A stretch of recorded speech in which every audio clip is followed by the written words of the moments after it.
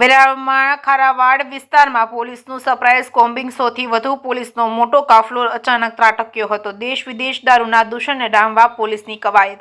જિલ્લા પોલીસ વડા મનોહરસિંહ જાડેજાના માર્ગદર્શન હેઠળ દરોડા જિલ્લા એલસીબી, એસઓજી સહિત વેરાવળ, પાટણ અને મરીન પોલીસ સ્ટેશનનો સ્ટાફ જોડાયો હતો. અનેક સ્થળેથી દેશી દારૂનો જથ્થો મળી આવ્યો હતો. પોલીસના અચાનક દરોડાના પગલે બુટલેગરોમાં દોડધામ મચી છે.